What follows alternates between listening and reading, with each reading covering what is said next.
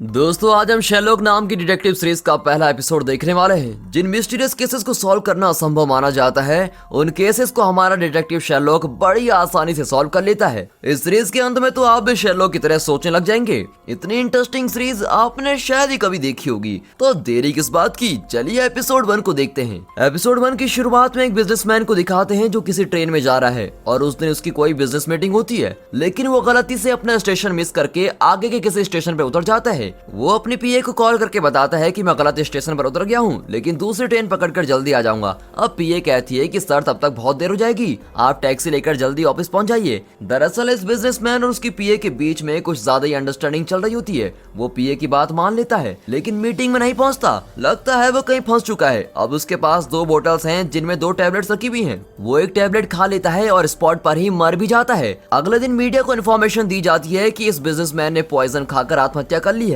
और इस रिपोर्ट के साथ ही ये केस भी बंद कर दिया जाता है। इस हादसे के 1 महीने बाद 2 फ्रेंड्स को बारिश में चलते हुए दिखाते हैं। उनमें से एक लड़के के पास छाता होता है और दूसरे लड़का बारिश में भीगता हुआ टैक्सी को बुलाता है, लेकिन टैक्सी नहीं रुकती। फिर वो अपने दोस्त से कहता है, यार तू रुक जा, मैं घर जाकर अपना छाता लेके आता हूँ। लेकिन वो लड़का ना तो घर पहुँचता है और ना ही अपने दोस्त के पास लौटता है। लगता है वो कहीं फंस गया है। अब दिखाते हैं कि उसके पास बोतल्स में 2 टैबलेट्स हैं और वो एक टैबलेट खाकर वहीं मर जाता है और मीडिया भी यही कहती है कि ये सुसाइड केस है। अब एक बार में एक औरत खूब पीती है और नशे में धुत होकर घर लौट रही होती है, लेकिन वो घर नहीं पहुंचती और किसी जगह फंस जाती है और उसके पास भी 2 टैबलेट्स हैं जिनमें से एक खाकर वो मर जाती है और इस तरह की ये तीसरी मौत है। अब मीडिया वाले सवाल उठाने लगते हैं और एक प्रेस मीट बुलाई जाती है। तब ग्रेग नाम का एक डिटेक्टिव बताता है कि तीनों लोगों ने सुसाइड की है, लेकिन तीनों की मौत एक ही टाइप के पॉइजन से हुई है। एक रिपोर्टर पूछता है, सर ये भी तो हो सकता है कि किसी ने उन्हें पॉइजन देकर मार डाला। अब ग्रेग तुरंत जवाब देता है कि ऐसा नहीं हो सकता, क्योंकि इन तीनों लोगों में एक पॉइजन के अलावा और कोई भी कनेक्शन नहीं है। अब प्रेस का एक आदमी पूछता है, तो फिर क्या ये एक सीरियल किलर का काम है? ग्रेग उनके सवालों का जवाब नहीं देता और किसी तरह मैनेज कर रहा होता है। तभी वहाँ बैठे सभी लोगों के फोन पर रॉन्ग करके मैसेज आने लगता है। अब ग्रेग जानता है कि यह मैसेज कौन भेज रहा है। उसे भी एक मैसेज आता है कि तुम तो जानते हो कि मैं कौन हूँ, और मैसेज के अंत में एसएच करके सेंडर का नाम होता है और ग्रेग जानता है कि एसएच और कोई नहीं, शेरलॉक होम्स है। हमें भी तो जानना है कि ये एसएच है कौन, लेकिन उससे पहले हमें जॉन वॉटसन नाम के आदमी को जानना होगा। जॉन एक आर्मी डॉक्टर है और अफगानिस्तान में लड़ाई के दौरान जॉन की आंखों के सामने उसके सारे साथी मर गए थे। जॉन को भी गहरी चोट आई थी जिसके कारण वो ठीक से चल नहीं पाता। अब जॉन आर्मी से रिटायर हो गया है, लेकिन वहाँ हुई घटनाएं अभी भी उसके दिमाग में चलती रहती है और इसी वजह से वो एक थेरेपिस्ट को कंसल्ट कर रहा है। अब उसकी थेरेपिस्ट उसको बताती है कि जॉन, तुम्हारी जिंदगी में जो भी हुआ है या हो रहा है उन्हें तुम एक ब्लॉग बनाकर इंटरनेट में जरूर पोस्ट करो, शायद इससे तुम्हारा माइंड थोड़ा हल्का हो जाए। अब जॉन को भी ये बात ठीक लगती है। अब एक दिन जॉन पार्क में चल रहा होता है कि अचानक पीछे से आवाज आती है, अरे यार वॉटसन, कैसे हो तुम? जॉन मुड़कर देखता है पर वो उस आदमी को जानता भी नहीं। अब जॉन को कंफ्यूजन में देखकर वो आदमी कहता है, यार मुझे नहीं पहचाना, मैं हूँ माइक। तब जाकर वॉटसन को याद आता है कि माइक उसका पुराना दोस्त है। तो बताओ वॉटसन, लाइफ में क्या चल रहा है? वॉटसन कहता है, मैं तो ठीक हूँ यार, लेकिन मैं एक घर की तलाश में हूँ। अब जिस घर में रहते हो वहाँ क्या प्रॉब्लम है? वॉटसन कहता है, मैं और मेरा रूममेट मिलकर घर का रेंट देते थे, लेकिन अब वो इंग्लैंड छोड़कर जा रहा है और मेरी पेंशन भी कम है और उसमें मुझे अपना इलाज भी करवाना पड़ता है। मैं अकेला उस घर का रेंट नहीं दे सकता, इसलिए मैं सोचता हूँ कि घर खाली करके किसी के साथ रूम शेयर कर लूं। लेकिन मेरे साथ रूम शेयर करेगा कौन? इस पर माइक चौंक कर कहता है, अरे यार वॉटसन, बिल्कुल यही शब्द अभी मेरे दोस्त ने मुझसे कहे। उसे भी रूम रेंट की प्रॉब्लम है और वो एक रूममेट को ढूंढ रहा है, तुम उसके साथ क्यों नहीं चल जाते? अब वॉटसन पूछता है, तुम्हारे दोस्त का नाम क्या है? माइक कहता है, उसका नाम है शेरलॉक होम्स, चलो मैं अभी तुम्हें उससे मिलवाता हूँ। अब ये कहकर माइक वॉटसन को लेके जाता है। एक हॉस्पिटल के लैब में शेरलॉक कुछ कर रहा होता है, तब माइक और वॉटसन वहाँ आते हैं। माइक को देखकर शेरलॉक कहता है, मुझे अपना मोबाइल दो, एक टेक्स्ट मैसेज भेजना है। माइक अपना मोबाइल ढूंढता है और फिर कहता है, सॉरी शेरलॉक, मैं अपना मोबाइल कोट पॉकेट में ही भूल गया हूँ। तब वॉटसन अपना फोन शेरलॉक को देता है और मोबाइल लेकर शेरलॉक 2-3 सेकंड उसे और वॉटसन को देखता है और तुरंत पूछता है, अफगानिस्तान या इराक?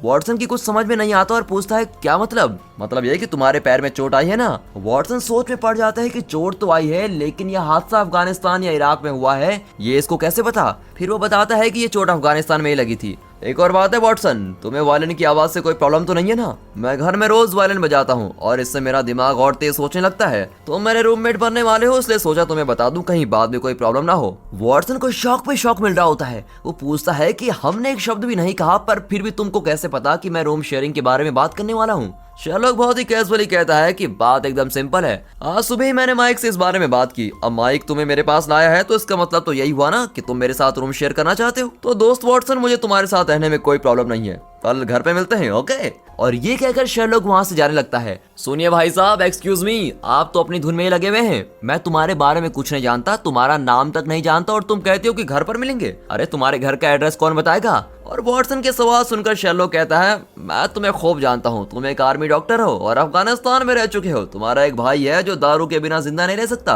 और इस वजह से उसकी पत्नी उससे अलग हो चुकी है। तुम अफगानिस्तान में बुरी तरह से घायल हुए थे और पैर में चोट आई थी। इन सब की वजह से दिमागी तौर पर तुम बहुत ही अपसेट हो। तुम एक थेरेपिस्ट को भी कंसल्ट कर रहे हो। वॉटसन चौंक कर खड़ा का खड़ा ही रह जाता है। अब ये आदमी है कौन जो मेरी पूरी जन्म कुंडली बता रहा है? तो वॉटसन, मैं हूँ शेरलॉक होम्स, मेरे घर का एड्रेस है 221 बेकर स्ट्रीट। और इतना कहकर शेरलॉक बहुत कैजुअली वहां से चला जाता है। अब उस रात एक घर को दिखाते हैं जहां पिंक कलर ड्रेस पहनी हुई एक लड़की एक बोतल खोलती है और उसमें से एक टैबलेट निकाल कर खाती है और ये लड़की भी स्पॉट पर ही मर जाती है और इस तरह ये होने वाली चौथी मौत है। अगला दिन वॉटसन शेरलॉक के दिए हुए एड्रेस पर पहुंच जाता है और दोनों में बातें होने लगती है। शेरलॉक, ये घर एकदम सड़क के ऊपर है, लगता है रेंट बहुत ज्यादा होगा। शेरलॉक कहता है, हाँ ये बहुत महंगी जगह है, लेकिन घर की ओनर मिसेस हडसन ने मुझे थोड़ा डिस्काउंट दिया है, इसलिए मेरा रेंट थोड़ा कम है। लेकिन शेरलॉक, उन्होंने तुम्हें कम रेंट भी क्यों दिया है? बात यह है वॉटसन कि उनके पति को फांसी की सजा हुई थी। ठहरो ठहरो ठहरो ठहरो ठहरो शेरलॉक, आगे मैं बताता हूँ। और तुमने उनके पति को फांसी की सजा से बचाया था, एम आई राइट?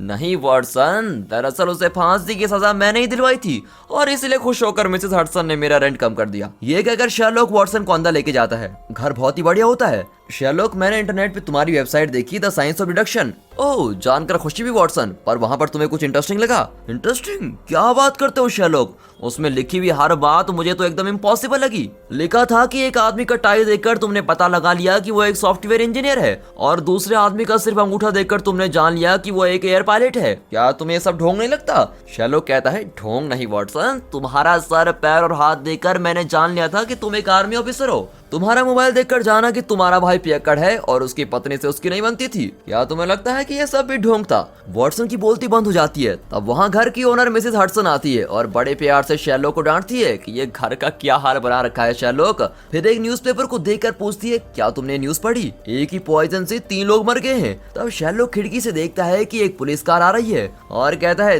3 नहीं मिसेस हडसन, चौथा कत्ल भी हो चुका है। कार से डिटेक्टिव ग्रेग उतर कर आता है और शेरलॉक से कहता है कि चौथा खून भी हो चुका है। जैसा तुमने कहा बिल्कुल वैसा ही एविडेंस हमें इस कत्ल में मिला है, प्लीज जल्दी चलकर इस बार देख लो। शेरलॉक कहता है, मैं जरूर आऊंगा, लेकिन पुलिस कार में नहीं, टैक्सी में आऊंगा। और ओके कहकर ग्रेग चला जाता है। अब उसके जाते ही यहाँ शेरलॉक खुशी से झूम रहा होता है। वाह सुपर, 3 कत्ल हो चुके हैं और चौथे कत्ल में कुछ एविडेंस मिला है। इतना मेरे लिए काफी है, मैं खूनी को आसानी से ढूंढ निकालूंगा। फिर ओनर से कहता है कि आप प्लीज जरा घर की सफाई कर दीजिए, मुझे जरूरी काम आ गया है और देर से ही लौटूंगा। और ये कहकर वो निकलता है। अब ओनर कहती है, शेरलॉक मैं तुम्हारी नौकरानी नहीं, इस घर की मालकिन हूँ, समझे? बिल्कुल समझ गया हूँ मिसेस हडसन। और ऐसा कहकर वो चला जाता है। यहाँ वॉटसन जरा उदास बैठा होता है और ओनर से पूछता है कि क्या मुझे एक कप चाय मिलेगी?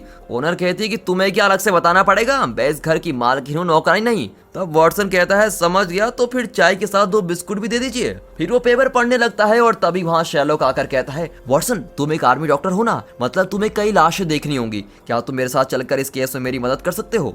हाँ हाँ क्यों नहीं। ये कहकर वॉटसन शेरलॉक के साथ चल देता है। जाते जाते चिल्लाता है कि मिसेस हडसन मेरी चाय कैंसल। मिसेस हडसन चिढ़कर फिर चिल्लाती है कि मैं मालकिन हूँ, मालकिन। शेरलॉक और वॉटसन एक टैक्सी में जाते हैं। वॉटसन शेरलॉक को देख रहा होता है। अब शेरलॉक कहता है, क्या बात है वॉटसन, मेरे लिए कोई सवाल है क्या? सवाल यह है कि तुम कौन हो और क्या करते हो और इस वक्त कहाँ जा रहे हैं हम? शेरलॉक कहता है, गैस करो। वो कहता है, मेरे ख्याल से तुम एक प्राइवेट डिटेक्टिव हो, लेकिन पुलिस कभी प्राइवेट डिटेक्टिव की हेल्प नहीं लेती। शेरलॉक बताता है कि मैं प्राइवेट डिटेक्टिव नहीं बल्कि कंसल्टिंग डिटेक्टिव हूँ। पूरी दुनिया में सिर्फ मैं ही ये काम करता हूँ क्योंकि इस काम और नाम का आविष्कार मैंने ही किया है।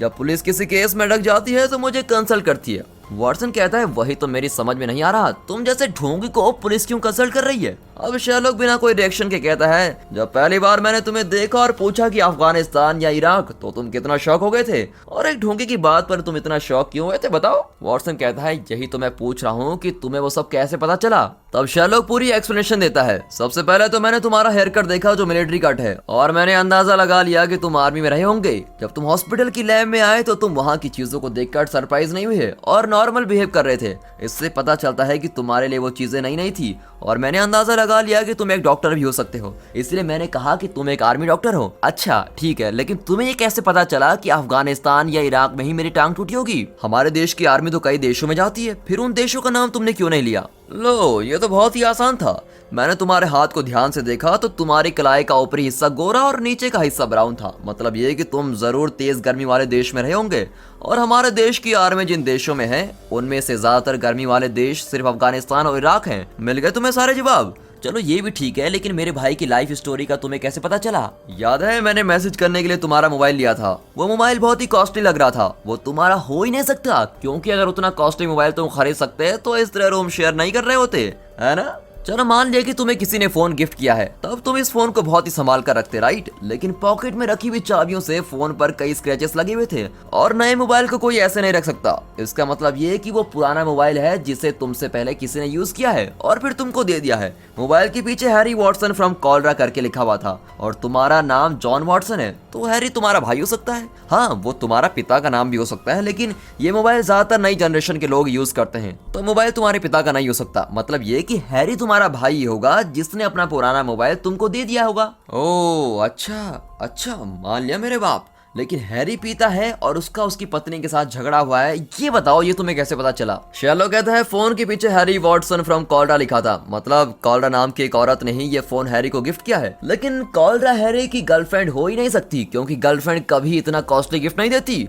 दोस्तों, अगर गर्लफ्रेंड के साथ आपका भी यही एक्सपीरियंस है तो वीडियो पॉज करके जरा हंस लीजिए। हंस लिया? चलो अब आगे कंटिन्यू करते हैं। अब शैलो कंटिन्यू करता है कि कॉलरा जरूर हैरी की पत्नी का नाम है। पत्नी का दिया हुआ कॉस्टली गिफ्ट अगर हैरी ने तुम्हें दे दिया तो इसका मतलब यही हुआ ना कि उन दोनों में कोई अनबन है और वो अलग हो चुके हैं। कॉलरा से अलग होने के बाद ये मोबाइल हैरी को कॉलरा की याद दिलाकर उसे परेशान करता था, इसलिए उसने मोबाइल तुम्हें दे दिया। तुम्हारा अगला सवाल मैं जानता हूँ। इस मोबाइल का चार्जिंग पोर्ट देख रहे हो? यहाँ अनगिनत स्क्रैचेस लगे हुए हैं। वो जरूर एक पियक्कड़ ही होगा जो हमेशा नशे में रहता है और ठीक से पोर्ट में चार्जर भी नहीं लगा सकता। देखो कैसे आसपास की जगह में घुसाकर हर तरफ स्क्रैचेस लगे हुए हैं। शैलो की गहरी सोच और बारीकियों को समझने की क्षमता देखकर वॉटसन बिल्कुल ही दंग रह जाता है। इतने में वो कत्ल के स्पॉट पर पहुंच जाते हैं और कार से उतरकर चलने लगते हैं। तब शैलो पूछता है, क्यों वॉटसन, मेरा सारा अनुमान ठीक निकला कि नहीं? अनुमान तो ठीक था, लेकिन हैरी मेरा भाई नहीं, वो मेरी बहन है। ओह नो, इस बात पर मेरा ध्यान क्यों नहीं गया? फिर दोनों कत्ल के स्पॉट पर पिंक कलर ड्रेस पहनी हुई लड़की की लाश देखते हैं, और मरने से पहले उसने अपने नाखूनों से लकड़ी के फ्लोर पर रैचे करके लिखा होता है। वहाँ एंडरसन नाम का एक फॉरेंसिक ऑफिसर आता है जो कहता है रैचे एक जर्मन शब्द है जिसका मतलब है कि रिवेंज। फिर वो लड़की का क्रेडिट कार्ड देखकर बताता है कि इस लड़की का नाम जेनिफर है और ये एक जर्मन है। इन्फॉर्मेशन के लिए थैंक यू, ये कहकर शैरलॉक एंडरसन के मुंह पर दरवाजा बंद कर देता है। दरअसल शैरलॉक और एंडरसन की बिल्कुल भी नहीं बनती, और अब शैरलॉक और वॉटसन लाश को अच्छी तरह से चेक करते हैं और वॉटसन शैरलॉक को कुछ बातें बताता है। फिर शैरलॉक ग्रेग को बताता है कि जेनिफर जर्मनी से नहीं, कार्डिफ नाम के शहर से आई है। तुम ये कैसे कह सकते हो? ग्रेग के सवाल का जवाब देते हुए शैरलॉक कहता है कि जेनिफर का ड्रेस गीला है, इसका मतलब है कि वो बारिश में भीगती भी आई थी, लेकिन उसके पास एक छाता है जो बिल्कुल सूखा है। मतलब ये कि छाता होने के बावजूद जेनिफर ने उसको नहीं खोला। इससे पता चलता है कि तेज हवा चल रही थी और इस वजह से वो छाता नहीं खोल पाई और भीगती हुई चली आई। फिर शैरलॉक मोबाइल में मैप खोलकर सर्च करता है कि आसपास के किन शहरों में तेज हवा के साथ बारिश हुई थी। तब पता चलता है कि कार्डिफ में बारिश हुई थी। इसलिए मैं दावा के साथ कह सकता हूँ कि ये कार्डिफ से आई थी। अगर जेनिफर उतनी दूर से यहाँ आई थी तो उसके पास एक सूटकेस जरूर होगा।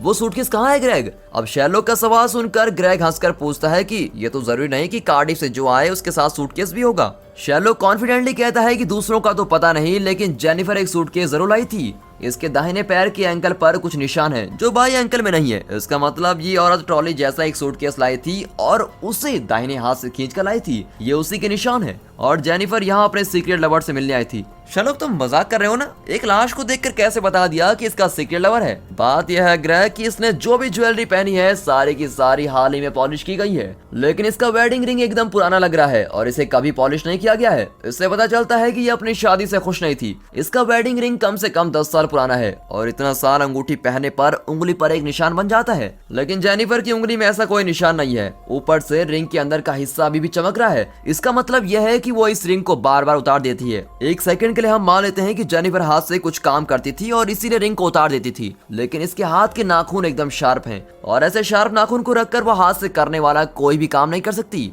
तो फिर वो रिंग को हमेशा क्यों उतार देती है? इसका एक ही कारण होगा और वो ये है कि इसका कोई सीक्रेट लवर है जिससे मिलने के लिए जेनिफर अपनी वेडिंग रिंग निकाल देती है। लेकिन उस बेचारे सीक्रेट लवर को नहीं पता कि इसकी शादी को 10 साल से ज्यादा हो चुके हैं। ये सुनकर तो वॉटसन भी वाह करते रह जाता है। अब शेरलॉक कहता है अब हमें रेचल का पता लगाना होगा। अब ये रेचल कौन है भाई? जेनिफर ने तो सिर्फ रेचल लिखा था जो एक जर्मन शब्द है। शेरलॉक कहता है कि अरे वो कोई जर्मन शब्द नहीं है। सोचो कि कुछ देर में तुम मरने वाले हो तो क्या तुम बेकार में जर्मन शब्द रेचे या इंग्लिश में रिवेंज लिखते हैं? नहीं ना।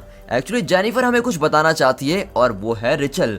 अब इस केस में आगे बढ़ने के लिए हमें इसके सूटकेस की जरूरत है। क्या किसी ने उसको देखा है? ग्रेग कहता है कि हमने पूरा घर छान मार लिया और उसमें कोई भी सूटकेस नहीं मिला। अब शेरलॉक टेंशन में पूछता है कि क्या कह रहे हो ग्रेग, सूटकेस गया कहाँ? क्या जेनिफर अपना सूटकेस से निकल गई? वो जरूर यहीं कहीं होगा या फिर कोई घर के अंदर आकर सूटकेस उठा ले गया होगा। तब अचानक शेरलॉक को सूझता है कि ये जरूर उसी सीरियल किलर का काम होगा जो जेनिफर को यहाँ लाया और उसका खून कर दिया। लेकिन उसे नहीं पता था कि जेनिफर का सूटकेस उसकी गाड़ी में ही था। सीरियल किलर ने एक गलती कर दी थी। अगर सूटकेस उसके पास होता तो वो फंस सकता था, इसलिए उसने जरूर सूटकेस फेंक दिया होगा। लेकिन उसने सूटकेस कहाँ फेंका होगा और वो किस टाइप का सूटकेस है, इस बारे में सोचते हुए शेरलॉक को एक बड़ा क्लू मिलता है। ऊपर से ग्रेग और वॉटसन चिल्लाते हैं कि क्या क्लू मिला है यार, बताकर तो जाओ। इस पर शेरलॉक पिंक कहकर चला जाता है। यहाँ वॉटसन कंफ्यूज होता है कि यह आदमी जबरदस्ती मुझे यहाँ लाया और अकेला छोड़कर न जाने कहाँ चला गया। फिर वो बड़ी मुश्किल से धीरे धीरे नीचे उतरकर बाहर आता है। तब एक पुलिस ऑफिसर कहती है कि तुम शेरलॉक के दोस्त हो ही नहीं सकती क्योंकि उसका तो कोई दोस्त ही नहीं है। फिर तुम कौन हो? वॉटसन कहता है कि मैं तो उसका कोई भी नहीं हूँ, मैं तो शेरलॉक से आज ही मिला हूँ। तब पुलिस ऑफिसर चेतावनी देती है कि तुम उससे दूरी रहा करो,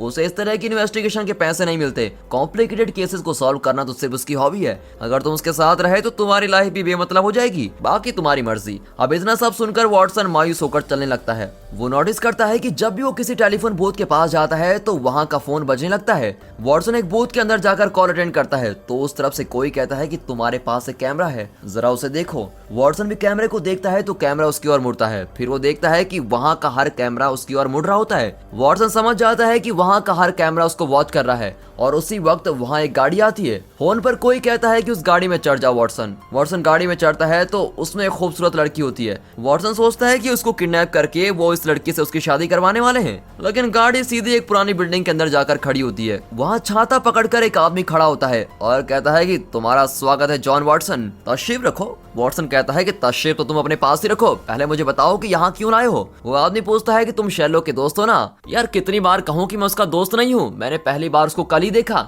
लेकिन तुम लोग शेरलॉक के बारे में इतना क्यों पूछ रहे हो? तुम उसके क्या लगते हो? वो आदमी कहता है कि मैं शेरलॉक का दुश्मन हूँ। देखो डॉक्टर वॉटसन, मैं तुम्हें मुंह मांगे पैसे दे दूंगा, तुम्हें बस शेरलॉक के साथ रहकर मुझे उसकी सारी इन्फॉर्मेशन देनी होगी। वॉटसन चिढ़कर पूछता है कि मैं वो सब क्यों करूंगा? तुम इसलिए करोगे वॉटसन क्योंकि तुम्हें पैसों की सख्त जरूरत है। लेकिन वॉटसन कहता है कि मैं हरगिज तुम्हारा काम नहीं करने वाला हूँ। तब उसे शेरलॉक का मैसेज आता है कि जल्दी घर आ जाओ। अब वो आदमी कहता है कि वॉटसन अब तुम्हें उस थेरेपिस्ट की कोई जरूरत नहीं है क्योंकि तुम्हारा हाथ एकदम स्टडी है। तुम्हें जो तनाव था वो वॉर की वजह से नहीं बल्कि वॉर को मिस करने की वजह से हुआ था। वॉटसन को कुछ समझ नहीं आता कि यह आदमी मेरे बारे में इतना कैसे जानता है और शेरलॉक के बारे में ये क्या जाना चाहता है। फिर वो कहता है कि मुझे जिस तरह से यहाँ लाए उसी तरह से घर छोड़ दो और वॉटसन उसी आदमी की गाड़ी में घर पहुंचता है। घर में शेरलॉक इस केस के बारे में सोच रहा होता है। अरे यार शेरलॉक, मैं तुम्हारे दुश्मन से मिलकर आ रहा हूँ। दुश्मन? वो किस खेत की मूली है वॉटसन? वो तो मैं नहीं जानता शेरलॉक, लेकिन उसके हाथ में एक छाता था। अच्छा, वो इतना खतरनाक नहीं है, तुम फिक्र मत करो। लेकिन उसने तुम्हें पैसों का लालच देकर मुझ पर जासूसी करने को जरूर कहा होगा। हाँ शेरलॉक, उसने बिल्कुल वही कहा था,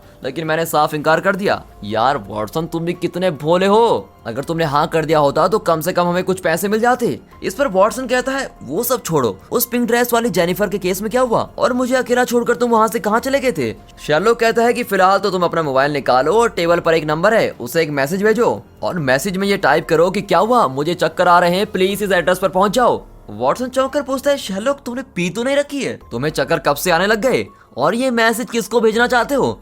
इस पर शेरलॉक उसको एक पिंक कलर का सूटकेस लाकर दिखाता है और देखते ही वॉटसन जान जाता है कि ये मरी हुई जेनिफर का सूटकेस है और पूछता है ये तुम्हें कहां से मिला। शर्लॉक बताता है कि जेनिफर को खूनी अपनी कार में लाया था और गलती से उसका सूटकेस कार में रह गया था और खूनी जेनिफर का खून करके अपनी कार में चला गया, लेकिन उसने जल्दी जेनिफर का सूटकेस देख लिया होगा और इस सूटकेस के रहते वो बहुत ही जल्दी पकड़ा जाता, इसलिए उसने सूटकेस रास्ते के किसी कूड़ेदान में फेंक दिया होगा और इसीलिए मैंने कत्ल के स्पॉट पर 5 मिनट के ट्रेवल के अंदर रखे गए सारे कूड़ेदानों की छान मारी और तब जाकर इस सूटकेस मेरे हाथ लगा। लेकिन शर्लॉक ये जेनिफर का ही सूटकेस है, इसकी क्या गारंटी है? वॉटसन, जेनिफर की ड्रेस पूरी तरह से पिंक है, इसीलिए उसने सूटकेस भी पिंक ही चुना होगा और हमारा मेन क्लू भी यही है, पिंक। वाह शर्लॉक, तुम्हारा जवाब नहीं, पर तुम मुझे किसे मैसेज भेजने को कह रहे हो? वॉटसन ध्यान से सुनो, कत्ल के स्पॉट पर और इस सूटकेस में एक चीज मिसिंग है, गैस करो।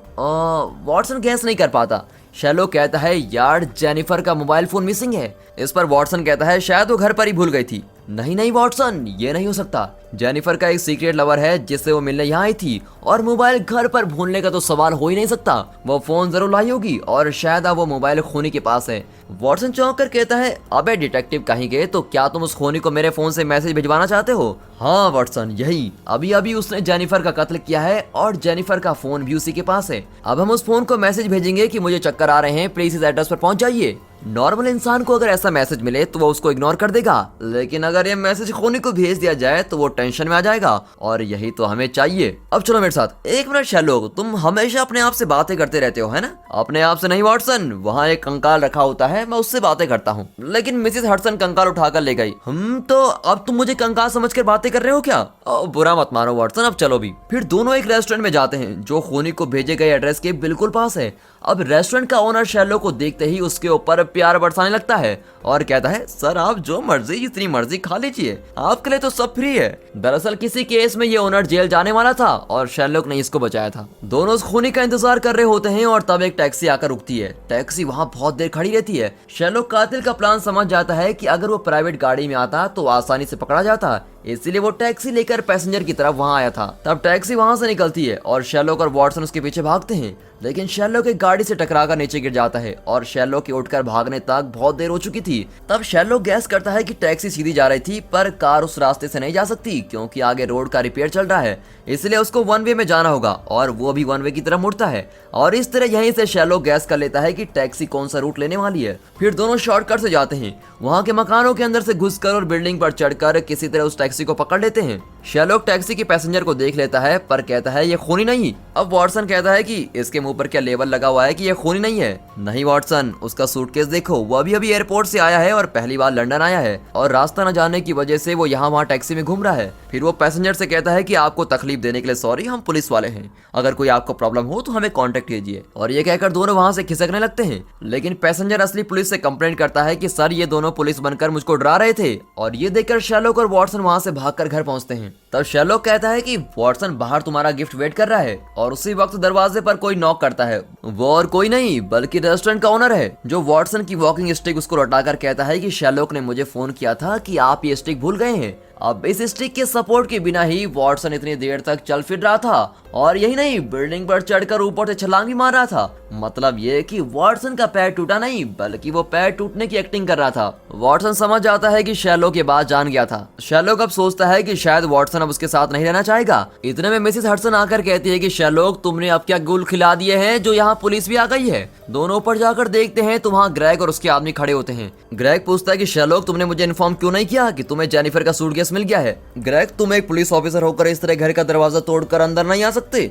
ग्रेग कहता है कि इस केस का इंपॉर्टेंट एविडेंस तुमने अपने पास छुपा कर रखा है, उल्टा चोर कोतवाल को डांटे, हम तो यहाँ ड्रग्स की तलाश में आए हैं। शर्लॉक चौंक कर कहता है क्या ड्रग्स और मेरे घर में? तब एक पुलिस ऑफिसर पूछती है कि तुम अपने घर में मरे हुए लोगों की आंखें भी रखते हो? शर्लॉक कहता है कि हाँ, मैंने साइंस लैब से मंगवाई थी। वो पूछती है वो तो ठीक है, लेकिन तुमने इन्हें माइक्रोवेव ओवन में क्यों रखा है? शर्लॉक कहता है कि ये मेरा एक्सपेरिमेंट है और तुम उसको टच मत करो, उसको वहीं रख दो। वहाँ एंडरसन भी आया होता है जिससे शर्लॉक बहुत ही चिढ़ता है। ग्रेग कहता है कि शर्लॉक मैं तुम्हें इस केस में लाया था, मुझे इन्फॉर्म किए बिना तुम अकेले फैसला मत लिया करो। और जेनिफर ने नाखूनों से रिचे करके लिखा हुआ था, वो रिचे नहीं रिचेल है जो जेनिफर की बेटी है। शर्लॉक कहता है कि तो फिर जल्दी से रिचेल को बुलाइए, मुझे उससे सवाल करने हैं। वो कहते हैं कि हम उसको नहीं बुला सकते क्योंकि वो 14 साल पहले मर गई थी। ग्रेग, जो लड़की 14 साल पहले मर गई थी अब उसका नाम जेनिफर क्यों लिखेगी? ये भी तो पॉसिबल है कि खूनी ने रिचेल के नाम से जेनिफर को टॉर्चर करके उसको जहर देकर मार डाला हो। ग्रेग कहता है नहीं वॉटसन, ये 14 साल पहले की बात है, ऊपर से जेनिफर का सीक्रेट लवर भी है, वो जहर खाकर क्यों मरेगी? इस बारे में शेरलॉक बहुत ही सोच रहा होता है और दूसरे ऑफिसर यहाँ वहाँ घूम रहे होते हैं।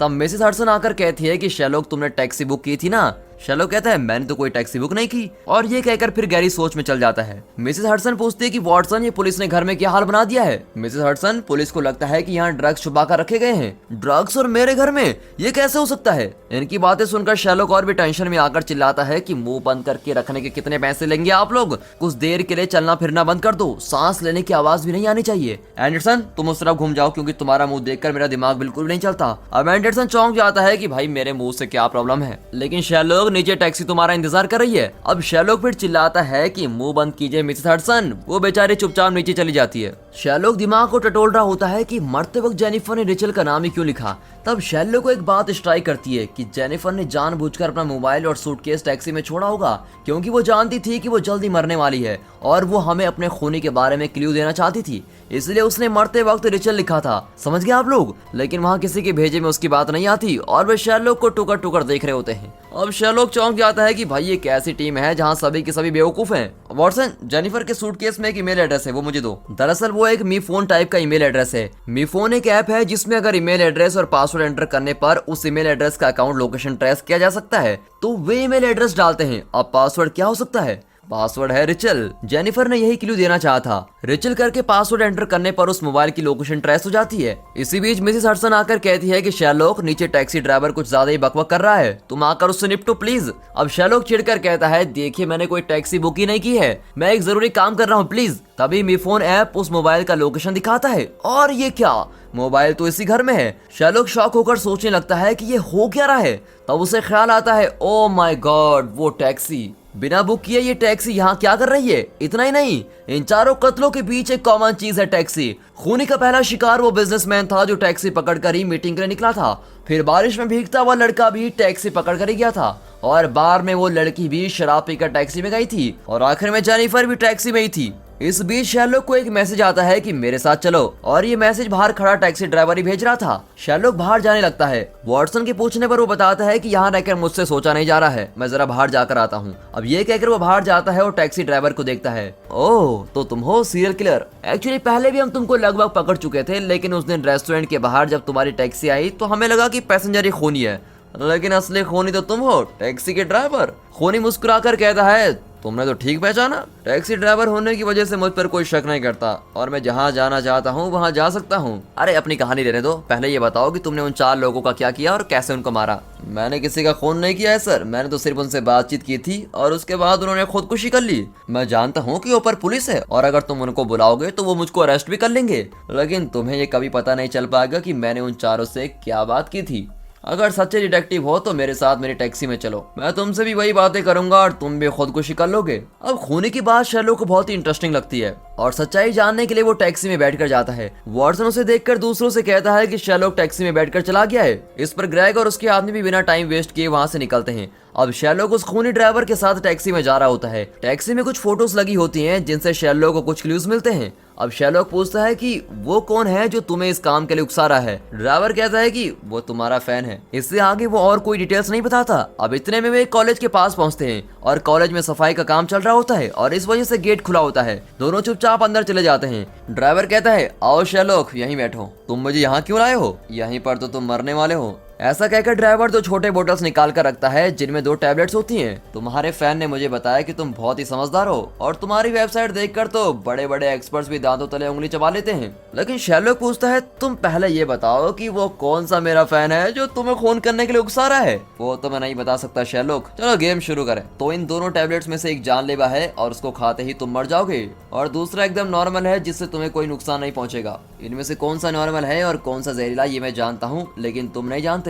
शेरलॉक पूछता है मैं ये बेकार सा गेम क्यों खेलूं, इससे मुझे क्या फायदा है। यही तो मजे की बात है शेरलॉक, तुम अपनी मर्जी से कोई भी टैबलेट खा सकते हो, लेकिन तुम्हारे खाने के बाद जो भी टैबलेट बचेगा वो मैं खा लूंगा। जिसकी किस्मत अच्छी होगी वो जिंदा रहेगा और दूसरा मर जाएगा। मैंने ये गेम 4 बार खेला है और एक भी बार नहीं हारा, और किसी को मेरे बारे में एक छोटा सा भी सुराग नहीं मिला है। अब शेरलॉक कहता है ओह ये बात है, मैंने टैक्सी में आते वक्त देखा कि तुमने शेविंग की हुई है, तुम्हारे गले में थोड़ा सा शेविंग क्रीम लगा हुआ है। अगर तुम्हारे घर में कोई रहता तो तुम्हें बताता कि गले में शेविंग क्रीम लगा है, मतलब ये कि तुम्हारे घर में कोई नहीं रहता और तुम बिल्कुल अकेले हो और अकेलेपन में जी रहे हो। टैक्सी में एक फोटो था जिसमें 2 बच्चे हैं और अपनी माँ के साथ थे, लेकिन तुमने उनकी माँ का चेहरा फाड़ रखा था और अगर वो जिंदा नहीं होती तो तुम उसकी फोटो को इस तरह नहीं फाड़ते। मतलब वो जिंदा है और जरूर तुम्हारी पत्नी ही है, लेकिन तुम दोनों के बीच झगड़ा हुआ है और दोनों अलग अलग हो गए हो। वो बहुत ही पुरानी फोटो थी लेकिन तुमने उसको बहुत ही अच्छी तरीके से फ्रेम किया हुआ है। मतलब तुम उन दोनों बच्चों से बहुत प्यार करते हो, लेकिन तुम्हारी पत्नी बच्चों को तुमसे अलग करके अपने साथ ले गई है और इस बात को तुम बर्दाश्त नहीं कर पाते। और सुनोगे,